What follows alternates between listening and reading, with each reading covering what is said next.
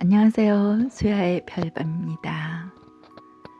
요즘 정인이 양부모 사건으로 많이 안타깝고 힘든 시간들 같이 보내고 계시죠?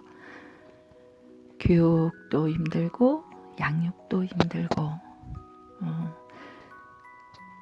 그런 무거운 마음 속에서 어떤 스토리에서 글을 읽다 공감되는 부분이 있어서 우리 부모님들과 함께 이 부분을 읽어보고자 제가 글을 좀 가져온 게 있어요. 지금 아이들의 모습이 장래 우리의 미래가 된다는 생각도 들어서 한번 같이 생각을 해볼 시간을 가져보려고요. 저 같은 경우에 수많은 아이들하고 인연을 맺으면서 또 그 시간을 보내면서 무심히하는 한마디 한마디가 얼마나 아이들한테 큰 파장이 될 수 있는지를 여실히 보고 있기 때문에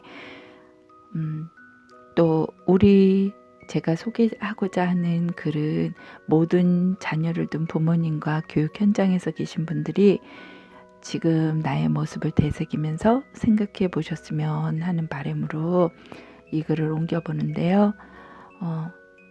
박철수 의사 선생님의 어떤 실화라고 하니까 조금은 귀 기울여 들어주세요.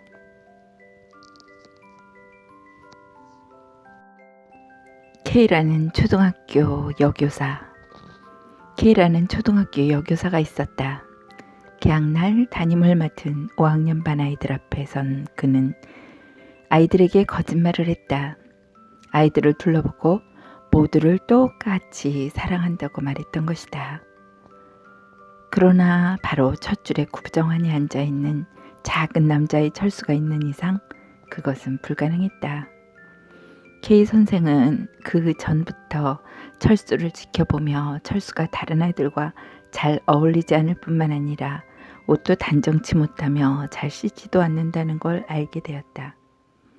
때로는 철수를 보면 기분이 불쾌할 때도 있었다.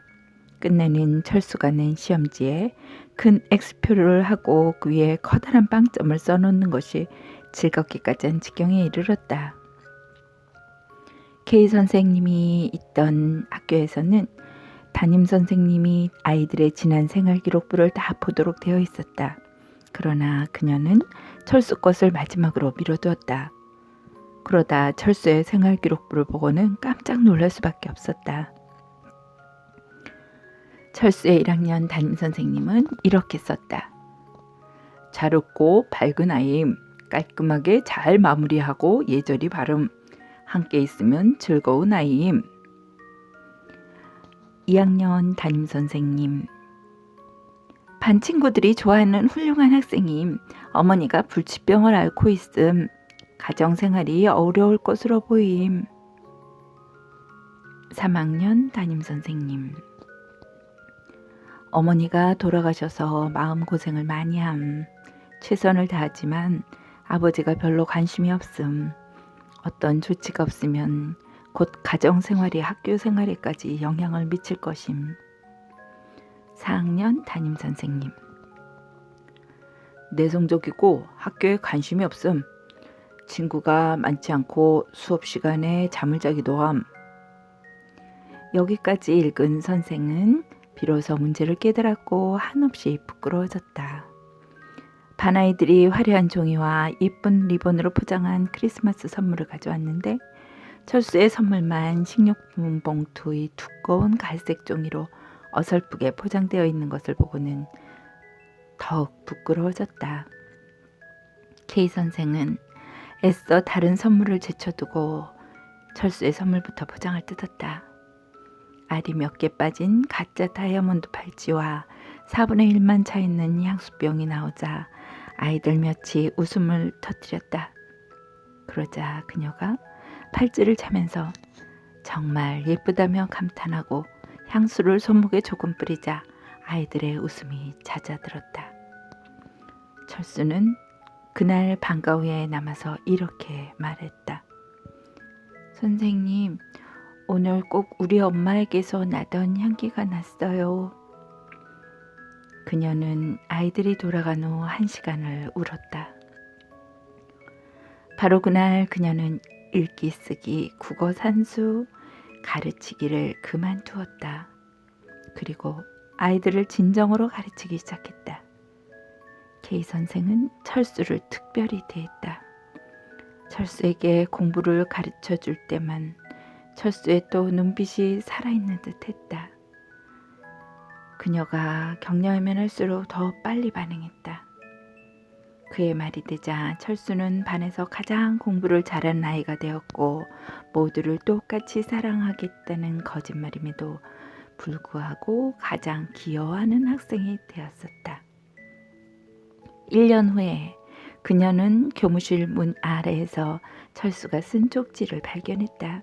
거기에는 그녀가 자기 평생 최고의 교사라고 쓰여 있었다. 6년이 흘러 그녀는 철수에게서 또 쪽지를 받았다.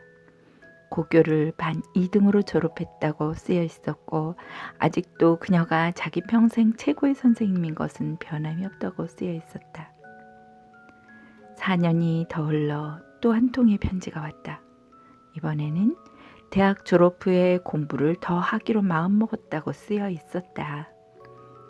이번에도 그녀가 평생 최고의 선생님이었고 자신이 가장 좋아하는 선생님이라 쓰여 있었다. 하지만 이번에는 이름이 조금 더 길었다. 편지에는 박철수 박사라고 사인되어 있었다. 이 이야기는 여기서 끝나지 않는다. 그의 몸에 또 한 통의 편지가 왔다. 철수는 여자를 만나 결혼하게 되었다고 한다. 아버지는 몇 년 전에 돌아가셨으며 K 선생님에게 신랑의 어머니가 앉는 자리에 앉아줄 수 있는지를 물었다. 그녀는 기꺼이 좋다고 화답했다. 그런 다음 어찌 되었을까? 그녀는 가짜 다이아몬드가 몇 개 빠진 그 팔찌를 차고 어머니와 함께 보낸 마지막 크리스마스에 어머니가 뿌렸었다는 그 향수를 뿌렸다.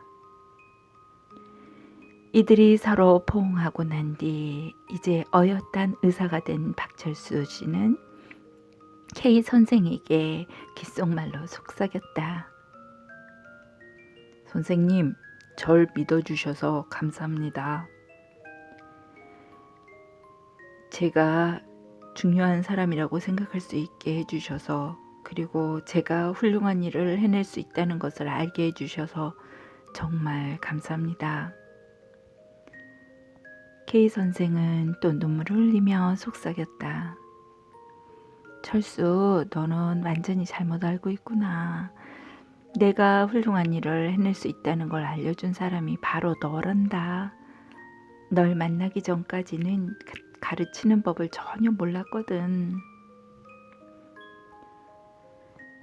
꼭 아이들에게 해당되는 말만은 아닐 것입니다. 누군가를 믿어주고 칭찬해준다면 어른일지라도 분명 큰일을 해내리라 믿습니다.